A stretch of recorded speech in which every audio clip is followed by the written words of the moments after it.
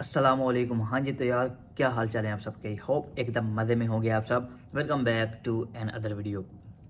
अच्छा यार, बहुत ही एक कॉमन सवाल सब बंदों के लिए जो कि पूछते हैं कि यूके में आने के लिए कितने पैसे हमको चाहिए या टोटल कॉस्ट कितनी आती है अगर हम एज ए स्टूडेंट यूके में आते हैं। तो कितनी हम जो है वो कितने पैसे हमारे पास होने चाहिए, कितनी जो है हमारे बैंक स्टेटमेंट चाहिए, टोटल हमारी जो कॉस्ट है वो कितनी आ जाती है। यूनिवर्सिटी की ज़ाहिर बात है फ़ीस होती है, उसके अलावा आईएचएस की फ़ीस होती है, वीज़ा फ़ी होती है, टीबी टेस्ट होता है, इसके अलावा कई तरह के जो हैं वो एक्सपेंसेस होते हैं। तो आज की जो वीडियो है मैंने सोचा इस चीज़ के ऊपर बनाऊं कि आपकी जो टोटल कॉस्ट है 2024 के अंदर जो कमिंग इनटेक आ रहा है या इवन इसके बाद कितनी होने वाली है। क्योंकि जो पाउंड का रेट है वो ग्रेजुअली बहुत ज़्यादा ऊपर कभी जा रहा है कभी नीचे जा रहा है, लेकिन जो ऑलमोस्ट है वो 350 प्लस ही रह रहा है पिछले 2-4 महीनों से। तो इसके हिसाब से जाहिर बात है काफ़ी ज़्यादा फ़र्क पड़ता है, क्योंकि फीस भी आपने पाउंड में पे करनी होती है, वीज़ा फ़ी वगैरह या आईएचएस फी पाउंड में पे करनी होती है। तो उससे जो है वो काफ़ी ज़्यादा फ़र्क आता है इस चीज़ में आपकी टोटल कास्ट के अंदर। तो यार सबसे पहले बात करें, यूनिवर्सिटी की फ़ी बहुत डिपेंड करती है आपकी टोटल कॉस्ट के ऊपर कि आपकी यूनिवर्सिटी का जो इनिशियल डिपॉजिट है वो आप कितना पे कर रहे हो। ज़ाहिर बात है जो इनिशियल डिपॉजिट है उसको इंक्लूड करके जो बाकी एक्सपेंसेस है उसको इंक्लूड करके जो टोटल कॉस्ट है वो बताई जाती है। जो उसके बाद आपने इधर आकर जो फीस पे करनी होती है उसको इंक्लूड नहीं किया जाता। अगर उसको इंक्लूड करें तो वो तो बड़े लंबे जो हैं वो खर्चा आपका आ जाता है। मैं बात करूँगा जो इनिशियल डिपॉजिट आपने पे करना होता है। तो पिछले एक साल से जो है इधर की यूनिवर्सिटी ने इनिशियल डिपॉजिट जो है वो थोड़ा सा ज़्यादा कर दिया। यानी अगर मैं अपनी बात करूं तो मेरे टाइम पे जो इनिशियल डिपॉजिट था वो मैंने 5,000 पाउंड पे किया था। आज की डेट में भी कुछ यूनिवर्सिटीज़ हैं जो कि 5,000 पाउंड तक ले रही हैं, लेकिन ज़्यादातर इससे ज़्यादा ही ले रही हैं। कोई 6,000, कोई 7,000, कोई 8,000 पाउंड तक इनिशियल डिपॉजिट ले रही है। यानी एक अगर एवरेज की बात करें तो 6,000 से लेकर 6,500 तक जो है 6,500 पाउंड तक जो है वो इनिशियल डिपॉजिट हर यूनिवर्सिटी ले रही है। तो हम इसी को ही कंसिडर करते हैं कि इसके अगर आप इंक्लूड करें तो आपकी जो टोटल एक्सपेंसेस है कितने। इनिशियल डिपॉजिट आपने पे कर दिया 6,500 पाउंड जो है वो आप पे कर चुके हैं। इसके बाद अगर बात करें आपने कोई ना कोई टेस्ट देना होता है, लैंग्वेज सेट हो गया, पीटी ही हो गया या आइस हो गया, तो उसकी भी आपने आई थिंक उस टाइम जो है वो $200 जो है फ़ी थी। तो वो अगर आप पे करें तो वो भी ऑलमोस्ट आपका 1 लाख तक इसका लग जाता है। यानी अगर करें तो 300 से 400 पाउंड इसका आपका लग जाता है। इसके अलावा आपने टीबी टेस्ट करवाना होता है तो उसकी भी जो नॉर्मल तो उसके 11-12 हज़ार लगते हैं, मैं पाकिस्तानी रुपये की बात कर रहा हूँ, लेकिन उसकी भी जो डेट है आपको ब्लैक में मिल रही है। अगर इन दोनों की बात की जाए तो वो आपका 500 पाउंड तक लग जाता है। तो ये आपका 700 पाउंड हो गया, 7,000 पाउंड सॉरी हो गया। 65 जो है वो आपकी यूनिवर्सिटी की फ़ी, 500 पाउंड आपका इस चीज़ का हो गया।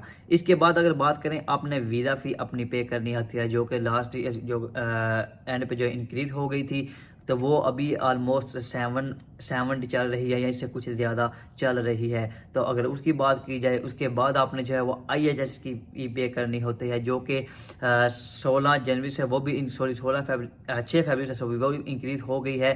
पहले वो थोड़ी सी थी तकरीबन 600 कुछ सी, अभी वो हो गई है 1,035 पाउंड।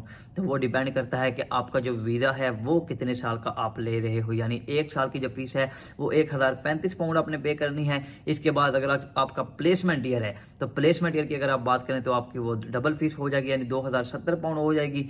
इसके बाद अगर बात करें आपकी बैचलर है आपका, तो उसके मुताबिक आप अपना हिसाब लगा लें कि आपने कितनी फ़ी जो है वो पे करनी होगी। 1,035 के हिसाब से आगे आप इसका हिसाब लगा लें। अगर आप जो है साथ ले रहे हैं ग्रेजुएट जिसको आप फाउंडेशन ईयर कहते हैं वो भी आप ले रहे हो तो वो भी आप इसका हिसाब लगा लो। उसके मुताबिक जो है वो आपने फ़ी पे करनी है। अभी मैं मास्टर्स की बात करूँ, आपकी 1 साल की फ़ी की बात करते हैं जो आपने 1,035 पाउंड पे करनी है। ये आपके टोटल बन जाते हैं तकरीबन 85 से 8,800 पाउंड आपके ये एक्सपेंसेस बन जाते हैं। मैं फिर बात कर रहा हूँ कि ये डिपेंड करता है आपके पाउंड के रेट के ऊपर और आपके इनिशियल डिपॉजिट के ऊपर कि जो आपकी टोटल कास्ट है वो ऊपर नीचे हो सकती है, लेकिन एक एवरेज मैं बताऊंगा कि इतने तक आपके पैसे लग सकते हैं। इसके अलावा जो छोटे मोटे बात हैं एक्सपेंसिव आपके इधर ही बात है, जो आपने फ़ी पे करनी है, ट्रांसफ़र करनी है, उसका कुछ टैक्स होगा। इसके अलावा आपने वीज़ा फ़ी पे करनी है, ज़ाहिर बात है आपने अपने क्रेडिट कार्ड से पे करनी है। उसके अलावा छोटे मोटे एक्सपेंसिव। इसके बाद मेन चीज़ आती है आपकी बैंक स्टेटमेंट अगर तो आपकी अपनी है फिर तो आपके लिए कोई मसला नहीं है, वेल एंड गुड, आपके जो टोटल एक्सपेंस हैं वो उधर जाएंगे। लेकिन अगर आपने बैंक स्टेटमेंट आपको कम से कम 50 to 60 लाख की चाहिए होती है, तो ऑलमोस्ट 5 से 6 लाख पाकिस्तानी रुपये की अगर मैं बात करूं तो वो लोग ले लेते हैं, जो कि आपको बैंक स्टेटमेंट बना कर देते हैं। कुछ बैंक ऐसे हैं जो कि आपको बैंक स्टेटमेंट बनवा कर देते हैं, या कई लोग ऐसे होते हैं जो कि इन्वेस्टर होते हैं, तो आप उनसे अपनी बैंक स्टेटमेंट बनवाते हो, तो उसका भी आपका 5 से 6 लाख रुपया पाकिस्तानी रुपये जो है वो आपके लग जाते हैं। इसके बाद एंड पे बात करते हैं टिकट की। टिकट अगर आजकल की बात करें, सारी बात आपने सिंगल टिकट लेके आनी है, तो अगर आप अपने ट्रैवल से पहले 1 डेढ़ या 2 वीक पहले आप टिकट चेक करवाते हो, क्योंकि इनकी जो प्राइस है वो काफ़ी ज़्यादा अप डाउन होती रहती हैं, तो आप पहले चेक करते रहते हो। अगर आपको कोई अच्छी सी टिकट मिल जाती है तो वो भी आपको 1.5 से 2 लाख तक मिलेगी। अगर मैं अपनी बात करूँ, मुझे तो 85,000 की जस्ट मिल गई थी, वो मैंने तकरीबन 20 से 22 दिन पहले करवा ली थी। मेरे कुछ जानने वाले थे, उनको मैंने बोला था कि टिकट जो है वो आप चेक करते रहें, तो जो है जो इतनी सस्ती मिली तो मुझे बता दें, तो ये मुझे सस्ती मिल गई थी। लेकिन अगर आजकल के हिसाब से बात करें तो वो तकरीबन आपको 1.5 लाख से 2 लाख के दरमियान इतनी ही टिकट आपको मिल सकती है। इसके अलावा अगर बात करें शॉपिंग वगैरह, चलो ठीक है, वो आपने अपने मुताबिक करनी है, थोड़ी करें ज़्यादा करें वो डिपेंड करता है, इंक्लूड कर भी लें ना भी करें तो इससे इतना ज़्यादा फर्क नहीं पड़ता। तो अगर मैं अपनी बात करूँ तो मेरे टाइम पे जो मेरे पैसे लगे थे वो 23 से 24 लाख तक लगे थे। लेकिन अगर आजकल की बात करें, जितने मैंने आपको बताए हैं, यह ऑलमोस्ट 9 से 10 हज़ार पाउंड आपका बनता है। अगर इसकी बात करें विदाउट बैंक स्टेटमेंट तो ये आपका 30 लाख तो लगने वाला है मिनिमम। अगर मैं बात करूं 30 लाख तक आपके पैसे लगने वाले हैं। अगर आपकी जो बैंक स्टेटमेंट है वो आप बनवाते हैं, या आपका इनिशियल डिपॉजिट इससे ज़्यादा होता है, या BS पे आ रहे हैं, 3 ईयर या 4 ईयर पे आ रहे हैं, तो आपकी उसके मुताबिक 35, 40, 45 लाख तक भी काम चला जाएगा कम से कम। मैं अगर बता रहा हूँ ये इसमें सीक्वेंस से बता रहा हूँ कि इसमें एक्सेप्शंस हो सकती हैं कि जिस चीज़ के मुताबिक आप चल रहे हो, यानी आप बैचलर पे आ रहे हो उसकी फ़ीस ज़्यादा होगी, अगर आप 2 साल की इंश्योरेंस पे कर रहे हो उसकी फ़ीस ज़्यादा होगी, आपका इनिशियल डिपॉजिट ज़्यादा है तो उसके मुताबिक पैसे ज़्यादा होते चले जाएंगे। और उसके बाद अगर पाउंड की बात करें, मेरे जो टाइम पे पाउंड था 2023 की बात कर रहा हूँ, जनवरी में वो 250 था, तो अभी 350 यानी 100 का फ़र्क पड़ गया है 1 पाउंड के पीछे, तो वो भी अच्छा खासा आपको फ़र्क देखने को मिलेगा। तो यानी एवरेज अगर बात करें 30 से 35 लाख तक एक बच्चे का मास्टर्स पे अगर आ रहा है तो उसके इतने पैसे लगने ही लगने हैं। तो इतने पैसे आपके पास होंगे, आप इनको अरेंज कर सकेंगे, आपको पता है कि मैं इतने पैसे अरेंज कर सकता हूँ कहीं ना कहीं जैसे भी करके, तो आप जो है भाई इधर कर सकते हो, अप्लाई कर सकते हो। तो दूसरी बात यह कि मुझे 2-3 बंदों ने बोला कि यार हम जो है मतलब आपको कहते हैं कि हमारे डॉक्यूमेंट्स ले लें, हमारा अप्लाई करवा सकते हैं। तो भाई मैं इस तरह की कोई फर्म नहीं चला रहा, ना मैं कोई कंसल्टेंसी का काम कर रहा हूँ, बस इंफॉर्मेशन जो मुझे पता होता है, जो मुझे मिलती है वो मैं आप तक पहुंचा देता हूं। इसके अलावा कुछ भी नहीं है, ना मैं कोई कंसल्टेंसी कर रहा हूं, ना कोई मेरा जानने वाला है, ना मैं आपको किसी के पास रेफर कर सकता हूं।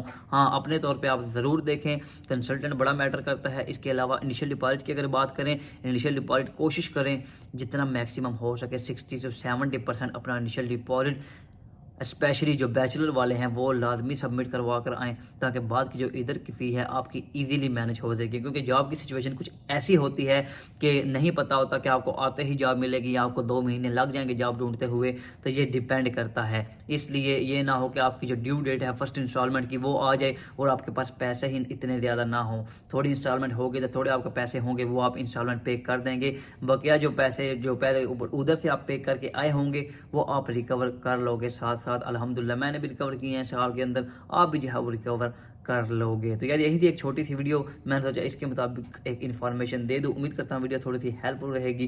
वीडियो अच्छी लगे वीडियो को लाइक लाजमी कीजिएगा, चैनल पर नए हैं तो यार चैनल को सब्सक्राइब करना मत भूलें। इंशाल्लाह मिलेंगे नई वीडियो के साथ, तब तक के लिए अल्लाह हाफिज़।